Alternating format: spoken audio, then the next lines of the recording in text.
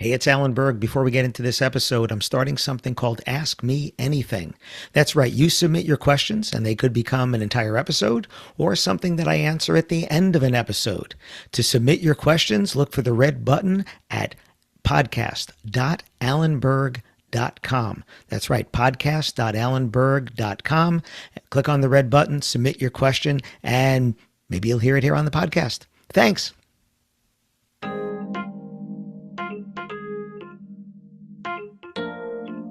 Do you have problems with turnover and staff leaving? I know that's a rhetorical question. Listen to this episode and find out what you can do about it. Welcome to another episode of the Wedding Business Solutions Podcast. I'm your host, Alan Berg. I'm a speaker, sales trainer, consultant, author, and I help businesses like yours sell more, profit more, and have a little more fun doing it. Enjoy this episode. Hey, it's Alan Berg. Welcome back to another episode of the Wedding Business Solutions Podcast. I am so happy to have my friend Cara Silletto on to talk about voluntary turnover. And she's the author of the book, Staying Power, Why Your Employees Leave and How to Keep Them Longer. Cara, thanks for coming on with me. Hey, Alan, I'm so excited to be here. Thanks for the invite. I love having my speaker friends on, and you and I have the dubious distinction of having shared a stage at National Speakers Association, where we each got a whole 2 minutes to talk. The most nerve-wracking talks probably in our lives there with 2 minutes. Yes. So that's how we first met. But then I find out what you actually do. We were just at a speaker conference in Minnesota, and I heard the word, voluntary turnover and retention. And I was like, what? We need to talk on the podcast about that. So tell everybody quickly, what do you do? Sure. So I like to start by reminding people that we were doing retention before retention was cool, since everybody's on the bandwagon now. But 12 years ago, I started an organization that focuses on reducing unnecessary employee turnover by bridging generational gaps and equipping leaders to become retention champions for their team. Because we all know that supervisors, managers, that direct leader that people typically report to have the most influence on whether people stay or go. So now I'm a keynote speaker and I have a team of trainers that go mostly within the US around to different organizations and associations to help them think differently about the workforce and ways to keep their talent longer. Okay, so let's get into this. So what are is like thinking differently? You just mentioned that. What's some of the incorrect thinking that is happening that's maybe influencing or causing the turnover? Yes. Oh, I love myth busting. So let's start with that. Because the big one that I hear, Alan, you might have heard this recently, is nobody wants to work. And that is a big phrase that is happening, in every conversation out there right now with business owners and managers. And so I like to give this unique analogy. I feel like in the past, the workforce was more like trees. They were deep rooted in the forest, and Mother Nature treated them with a one size fits all approach. Hey, trees, it's going to rain today. Hey, trees, here's some sunshine for you. Oh, we're going to have a bit of a drought. Deal with it. Whatever it was, they were kind of all in it together. They all got that same attention and care. And over time, for lots of different reasons, but over the last, I would say 30 or 40 years, we now have shifted to a workforce that I would equate to houseplants. And one of the reasons is that today's new workforce primarily cares about mobility more than they care about stability, which the trees being deep rooted, they wanted stability and make sure that they could weather that storm and still make it. Where today the workforce is more looking for opportunities to grow, opportunities to change and move. So if you think about house plants, also, one size doesn't fit all. One size pot doesn't fit all the different types of house plants. One care plan does not work. Can you just water every one of your house plants one time a week and they'll all thrive? Nope. Some of them are more high maintenance orchids that need care and attention every day. Some of them are cacti or succulents that want very little attention from you. Just leave me alone. And our team likes to joke, they can also be a little prickly. So that's cool. But now we're trying to teach organizational leaders to think more about their employees as all different types of houseplants that we have to get to know them individually to understand that individualized care plan that each one needs in order to create a place where people want to work. So it isn't that they don't want to work, it's that they don't want to work for a boss who doesn't understand them. They don't want to work for a company that doesn't appreciate them. They don't want to work where they don't feel the compensation matches the sacrifices that they have to take, right? If they're working nights and weekends at weddings, that's a sacrifice. In fact, second shift now is the hardest shift for my clients to fill. It used to be third shift. We pay extra in hospitals and things for third shift workers, but now second shift is really hard. And when do most weddings happen? Nights and weekends, during that second shift. So we have to acknowledge the sacrifice that our employees or even team members, contractors, whatnot, we have to acknowledge that sacrifice that they're missing dinner with their family, their kids to work here. So we have to compensate in some way for that sacrifice. So those are just a few of the issues and kind of myth busting a little bit right out the gate there. So other myth busts along those same lines. All Gen Z are lazy. All Gen Y are lazy. I Ah, mean, I've been trying to bust that as well because I know some really just entrepreneurial Gen Ys and Gen Zs. So it's like we shouldn't put yes. anybody into big buckets like that. But could it also be that they appear lazy because they're not motivated, because they're not compensated, because they're not appreciated, because, right? Absolutely. It can be all of those things. And also, we created a workaholic era, but from boomers to Gen Xers to into the older millennials, even to that group, which I happen to be one of the oldest millennials. I was born in 1981, so that's why I really jumped into the generational conversation over a decade ago. But because we got to this point in our society where working late hours, it equated for some people to that's a hard worker. They said silly things like you stay till the job gets done. And that was a way to get people to work overtime or to work on salary, extra hours, and not get paid for it instead of the company hiring another person because we have too much work to do. And so we normalized silly things like 50 to 60-hour work weeks, which never should have been normalized, especially not on salary, right? Hourly workers, at least they get compensated for that, but not salary workers. We also normalized the 3% pay increase as if that's okay, but that's just a cost of living adjustment. That is not a raise. People say, oh, I'm giving you a 3% raise. Baloney. You're giving me a cost of living adjustment. And guess what? My rent just went up $100 a month. So I can't even buy the same bread, milk, and eggs that I bought last year because your quote unquote raise didn't keep up with my housing costs. That type of thing. So sometimes the job hopping is because the employers really just don't understand their front line and what their priorities are and their financials are. Unfortunately, I see a lot of leaders who've been in the work world a long time or maybe are twice the age of some of their employees. There's this unintended uh, disconnect that happens because they're not from my generation. They talk differently, they dress differently, they don't have the experience that I have. And also, hopefully once you're 40, 50, 60 years old, you probably have a little bit more financial independence and stability and things like that. And so you don't maybe care about the price of gas or groceries when your staff absolutely care when gas goes up $1 more an hour, or not an hour, $1 more a gallon, right? Right, right. That type of thing. So there's kind of an unwanted disconnect there that some people don't realize the blind spots that they have.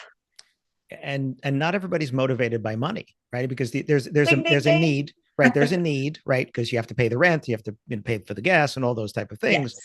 But above that, some people are motivated because they have a goal. I need to make X because I'm going to buy or I'm going to travel or whatever.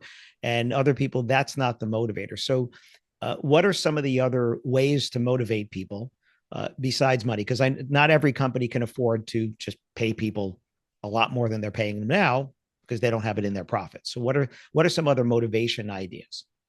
Yeah, absolutely. So I try to stay away from that general term of motivation because Mm-hmm. motivation is internal for folks, and it's hard Good point. to motivate someone. You can figure out what their motivator is or try Right. to tap into that, but it's hard for us to truly motivate another person, if that Good makes point. sense. And Oh it's yeah. subjective, I understand, but that's kind of how Yeah. I see it because when we get to know our people, then some folks on my team, for example, they would much rather have some extra time off and more Mhm. cash, right? Right. Because they just wanted like a Friday afternoon off to take their kids to the park on a sunny day or whatever it is. Some people, it's about the appreciation. They just want to work for someone who recognizes that they are there and who gives a crap about their people. And so it's more about how do you create a place to work and be a boss who is more sticky, right? It isn't like motivating people to work. It's like, how do I get them to want to come back to me tomorrow? You know, Right. and so you got to figure out what would make them sticky, whether that is, appreciating folks. Certainly for some of them, it's going to be the pay or certain benefits. Flexibility is a big one, which in our industry, we do have some flexibility that we're not typically working Monday through Friday, 9 to 5. But when there's a wedding or event, that's where we've got to be. So Right. people are tethered to that time and place. That's where Right. they have to cater or take pictures or whatever the services they're providing, right? So also just giving people flexibility, like do they have to be there at a certain time to set up? Could they Mhm. come earlier in the day if they have a family engagement in between, that they could squeeze in between setup and delivery? In fact, fun fact from me, I grew up in a family band, like the Partridge Family, and we did a lot of weddings. So I remember sometimes we would just come right before and set up, if the reception was in a different area. But other times they would say, no, you have to be set up by 4 o'clock and come back at 7 o'clock to Oh perform boy. because we're using the same room, right? So even just understanding that might not seem like a big deal because your client said, well, I need setup done by 4 and then come back at 7. And you're going, okay, yes, ma'am. Yes, sir. Like we can do that. Well, think about the impact on your team because Mhm. some of them might like that split shift and others might say, are you kidding me? So I'm not going to get paid from 4 to 7 o'clock, but I have to come early and break up my whole day. And it's not enough time to go back home or, different things like that. So just listening to your people, recognizing, hey, I know this is a split shift and it might be a little bit of trouble. Is there something you can do to ease that sacrifice? Right, just listening to them, let them be heard, and then appreciate, explicitly show that appreciation for them showing up early and getting the job done. And I think appreciation is something, this is not generational. Everybody likes to know that they're appreciated, but some people need it Yes. said. Some people you just Yes. need to feel it. Um, I don't know if you've ever read the book Why Work Sucks. Did you ever read that book? No. So it's by two people that were in the Best Buy corporate offices in the early 2000s. I want to say Okay. 2004, 2005. And they were tasked with trying to find out why there was so much voluntary turnover in corporate. And what they came up with, very, condensing it here, was ROWE, a results only work environment, which is Yes. I don't own your time.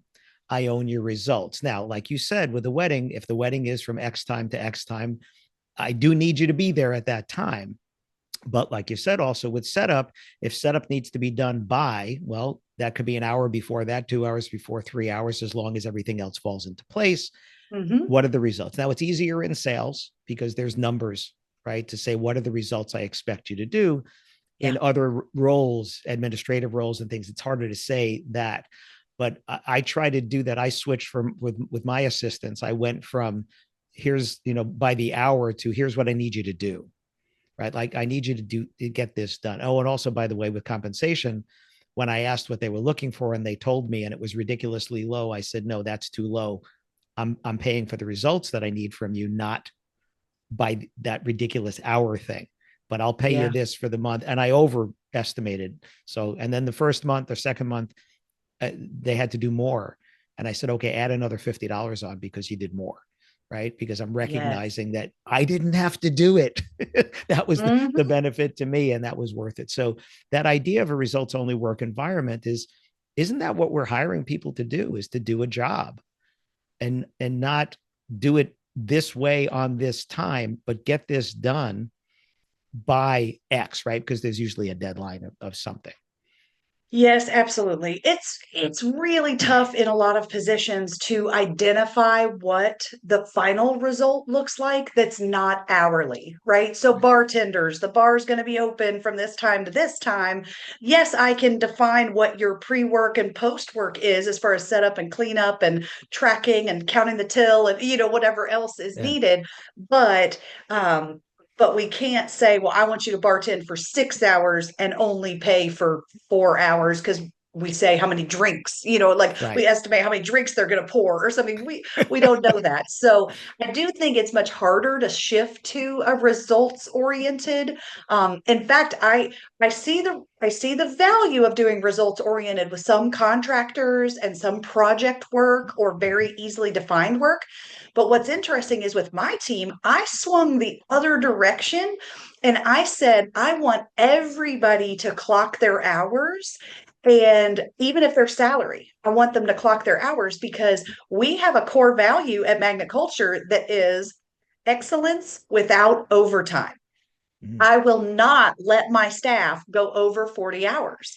So even if they are salary, and we set, we have scorecards and dashboards and goals every quarter, and, we're very operationalized on all of that. But if their plate becomes too full, we will reprioritize and move goals and timelines out so that I'm not pushing people over and over because I believe another way to make my organization sticky, and I have very little turnover, partially because of this, is I am hyper focused on capacity for my team.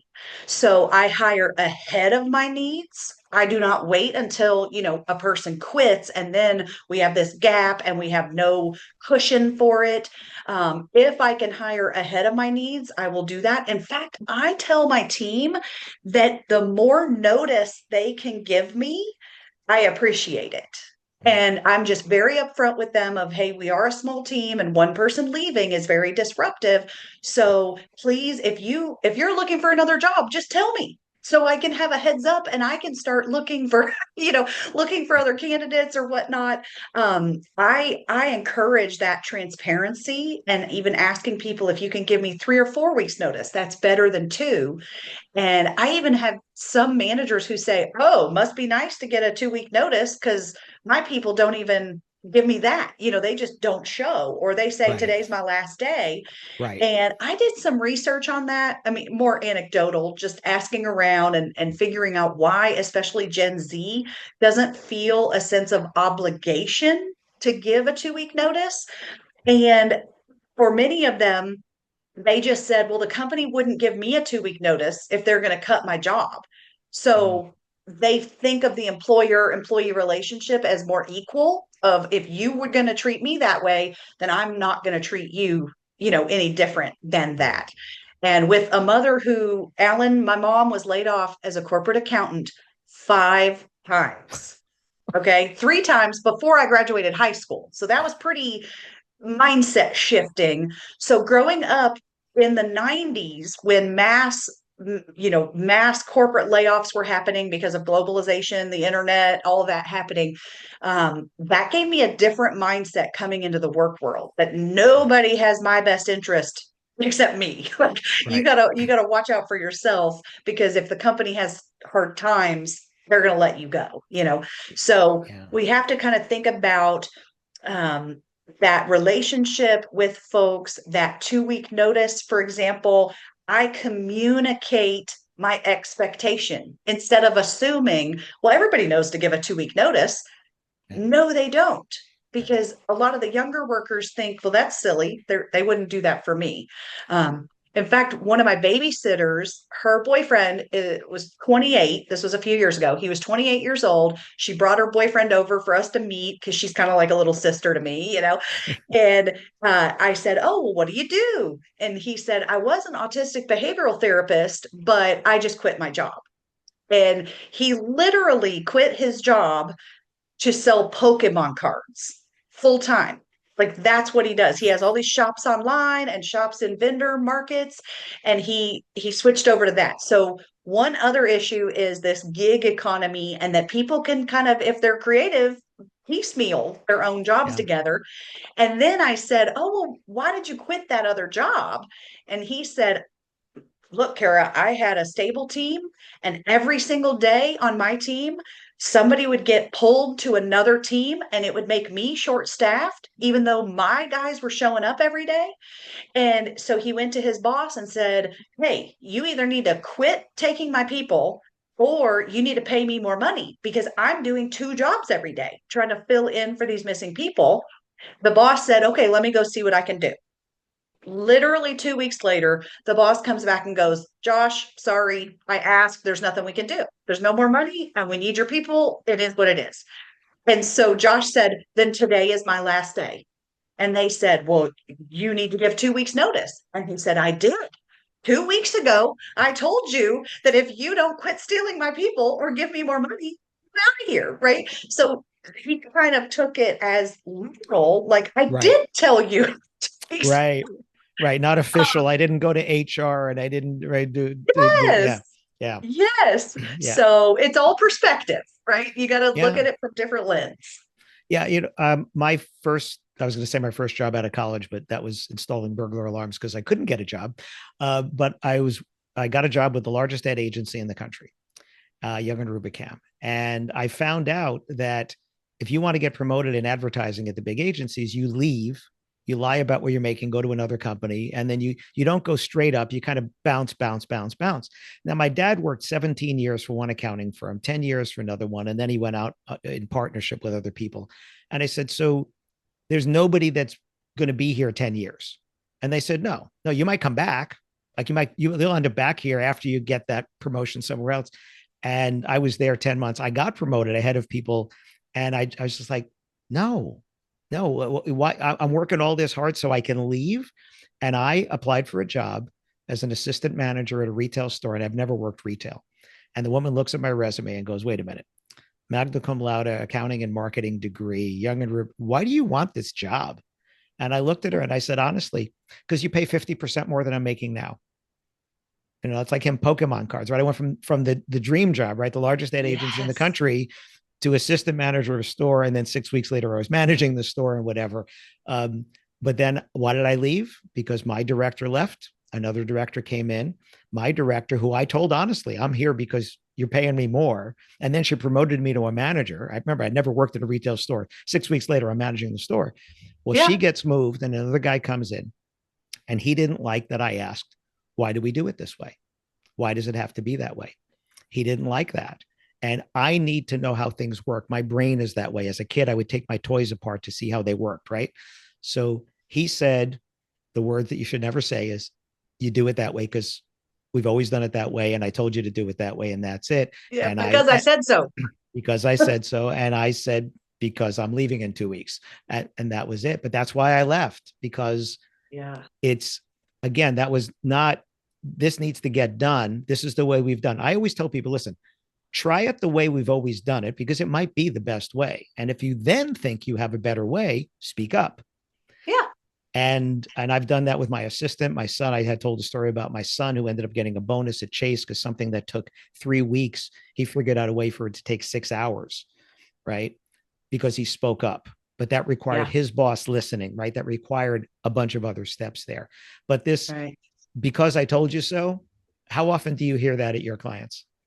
Oh my goodness. Well, it's about that mindset of the leader, because there are still a lot of traditional mindsets, which I would say is the one that says, because I'm the boss, that's why, and I shouldn't have to answer that, versus a newer approach to leadership is, let me explain why.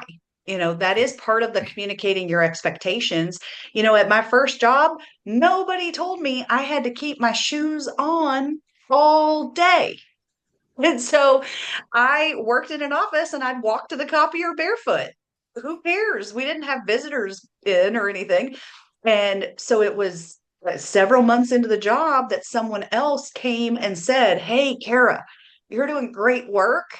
And I think that would get more attention, the great work you're doing, if you kept your shoes on all day, because that was distracting people. They called me unprofessional and inappropriate and whatnot. And it was just because nobody told me that expectation fast enough. They should have just nipped it in the bud and addressed it of, "Hey, I saw you walk to the copier barefoot. Yeah, let's not do that here." Right. Right. But giving the why of that is deemed kind of unprofessional by our team or maybe our clients, right? I mean, you don't want folks at weddings, Right. we see them walk around barefoot all the time, but your team, your staff, you do not want them Right. barefoot, Don't join them. especially if there could be broken glass around or anything, anything Yeah. else. Yeah. And so sometimes it comes down to safety. We want Hmm. you to keep your shoes on because that is safer. Sometimes it's perception. This is a perceived professionalism from our Right. clients that we want to Right. uphold. And sometimes there's other rules and regulations behind things, whether it's compliance or different countries and different states and different industries have different rules and regulations they have to follow that somebody Yeah. new coming into the business doesn't know. I know when I worked in restaurants, the whole separation of sanitizing water versus, cleaning water and hand washing water and different things like that, with food safety and everything. Right. You got to explain the why. You can't just say, "Oh, because the food safety people say so." But there's So, a reason the food safety rules exist right. is so we don't get sick or hurt anybody else. Well, what about legacy stuff where I don't know why, because I was taught to do it this way and they were taught to do it that way and they were taught. Do you know the story about the soldier guarding the bench? Did you ever hear that No. story? So there's a soldier standing guard next to a bench, and a officer comes by and says, "Soldier, why are you there?" And he said, "Well, sir, because my superior told me to do so." So he goes to the superior. Why? He said, "Well, because my superior, when I came in, he told me to do that." And they go back and they finally go back to this retired general. And they Yes. said, "So why is there a soldier guarding the bench?" And this is like, 30 years later, he goes, "Is the paint still wet?" Oh, yes, and exactly. and they did it because they were told to do it. Nobody questioned why, and he had him guarding the bench so nobody would sit down. 30 years ago on the wet paint, and 30 years there's been somebody standing there. So how often do you see that? It's like, yeah, we've always done it that way. I'm not sure why, but we just have. Yeah. Well, I would say great leaders are not going to accept, well, I don't know why, just Yeah. because. Yeah. And I encourage my team when they come in, even with fresh eyes, kind of like you said, "Hey, I'm going to teach you how we do this or a way to do this." But especially with your fresh eyes, that's valuable to me to see a new perspective. So, hey, you have fresh eyes, and I'd love for you to ask, "Why do we do that? Is there a better way? Can we automate that? Or Yeah. why are we not using the app that's available?"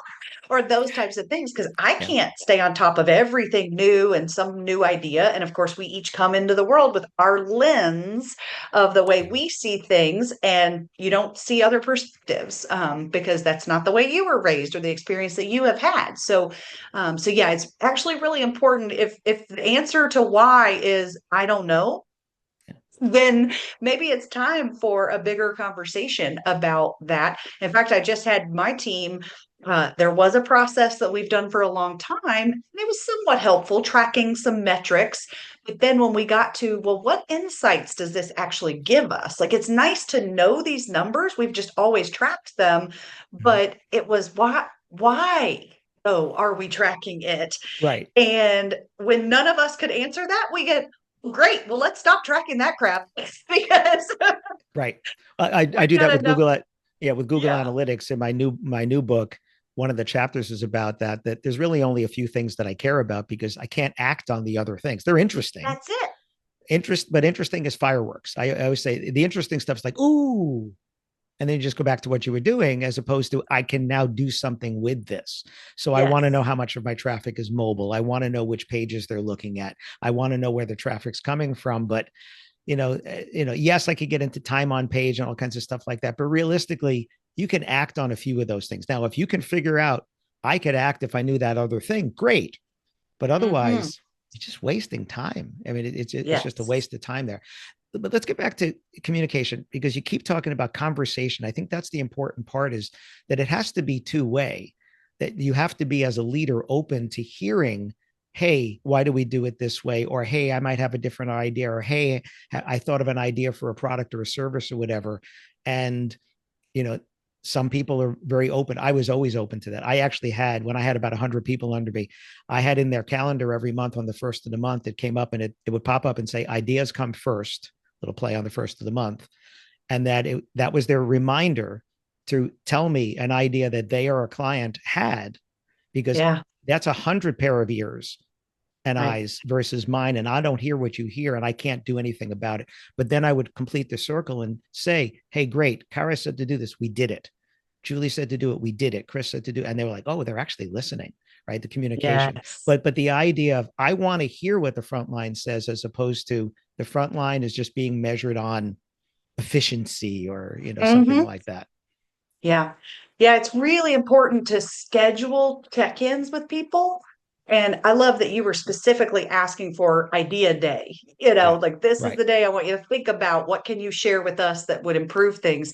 Right. But one fundamental, very basic 101 thing that we teach in most of our classes for leaders is to genuinely check in with your people. And that needs to be one on one and it needs to be regularly. And regularly is relative, whether that's weekly, monthly, quarterly, but it needs to be kind of set. And people want predictable access to you. So you can't Mm. just pop in and be like, oh, hey, Alan, I'm free right now. What thoughts do you have? Wanted to get your opinion. And Alan is like, I didn't know you were coming. Okay. You know, Right. that type of thing. So having a set monthly check-in, for example, with your team members one-on-one and saying, having them on the schedule or saying, hey, every Tuesday, I'm going to check in with you or whatever that is. I ask my team to actually keep a list for Cara all the Mm. time. I don't care if it's a post-it note or digital or an app, whatever, but they should keep a post-it or a post of ideas for Cara, not just ideas, but any questions they have, Right. problems, issues they want to talk about, anything that's not time sensitive. Because, of course, if it's time sensitive, they've already reached out to me, email Right. or call or, Yeah. whatever. But if it's just ideas, suggestions, some professional development or things they want to talk through, then I just say keep it on your list. And that way, when I come in with my check ins, and by the way, I'm not multitasking while I'm checking in with them. I'm not typing an email and I'm not doing other things. I'm genuinely 100% with that person to listen and hear them. And so during that time, we go through their list. I also keep a list for each of my team members if I want information to go the other direction, updates and ideas and professional development, and anything else that I want to put on that list. So just genuinely checking in and setting a regular schedule for that. That can also help you reduce turnover because they're likely to bring up the issue. If you give them the true space and say, how is it going? Really, I like to add that word at the end. How's it going? Really? That shows your genuineness, I think, that you really want to hear whether things are working or not and what would they change if they had their druthers. And then really listen. Really, And then really. shut Yep. your trap. Right. Yep. So many things. We're running out of time here. Actually, probably overtime already. But um, how much we know what happens outside of work affects people, Yes. and I know there's also HR concerns, like how much can you ask? Should you ask? Do you know about what's happening? Because what's happening with their family, pet, school, bills, whatever affects them. So, uh, what's the short answer with that? And what can you do, or what have you seen, or what do you suggest, just to know the person, not the job, right? To know the person, because then you know more of what is important to them. Yeah. So because we have a big generational spin and lens on a lot of our work, it's no secret that Gen Z in particular is bringing their whole self to the workplace. So managers need to strengthen their empathy of understanding that folks are going through tough times. I have recently learned that lower wage hourly workers, if you're hiring, maybe it's a catering company or something like that, that has some of those hourly workers that are part-time or more gig workers even, the lower wage hourly workers are exponentially more likely to come from trauma. So, whether that's Mm. domestic violence and abuse at home, childhood neglect, poverty that they grew up in or are currently living on the line of poverty, on or below the line. And so, just acknowledging that, not that you have to be their therapist, but acknowledging that employees are not able to separate their drama and their personal struggles and leave those at home. And so, one of the courses that we've been developing actually for this summer is called Leading the Whole Person: How to Coach with Care. And so it's a balance of understanding this concept about trauma informed leadership, which is coming out of the therapy world of trauma informed therapy. So being a trauma informed leader and understanding how that shows up in the workplace, of how they show up and the words and the emotions and the actions that your employees might be taking, that impact their work. But we're also balancing that acknowledgement and support that we give our folks with accountability. And how do we still get the job done? Because I understand that your dog is sick or your mom is toxic or your boyfriend broke up with you. And I want to be there for you and support you in this difficult time, but we still have a wedding this evening to deliver, right? So finding a middle ground of support and balancing that with the accountability instead of too many people were told things like, suck it up, buttercup. And that is not going to fly. That type of mentality and language today will cause someone to literally just walk off the job and Yeah. say, you don't get me, and I'm not going to work for somebody like this. Right. You don't see me, you don't understand me. Whereas the opposite is when they feel seen, they feel understood, they will Yes, walk through the fires with you. So absolutely. They'll stay late till the job gets done. So, absolutely. yeah. We could keep going on, but I want to try to keep this to the time. Cara, thank you so much. Where can people find out more about you? It'll be in the show notes, but tell people how they can find out more about Sure. you. So I'm the only Cara Silletto on the planet. You can find me on LinkedIn or at carasilletto.com. And our work reducing turnover is at magnetculture.com. Magnetculture.com, and that's Silletto, Silletto.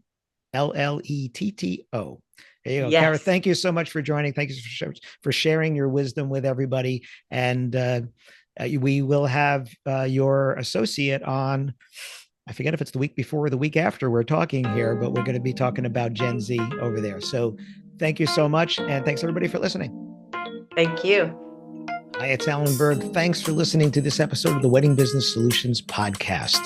If you have a suggestion for a future topic or guest, please go to podcast.alanberg.com and you can make your suggestion there. You can also do it at Ask Me Anything, which is a button on that page, or just email me at alan@weddingbusinesssolutions.com. And if you'd like to find out how I can help you with sales training, website review, consulting, or speaking for your group or organization, possibly at no cost to the organization, contact me directly, alan@weddingbusinesssolutions.com. Thanks again for tuning in.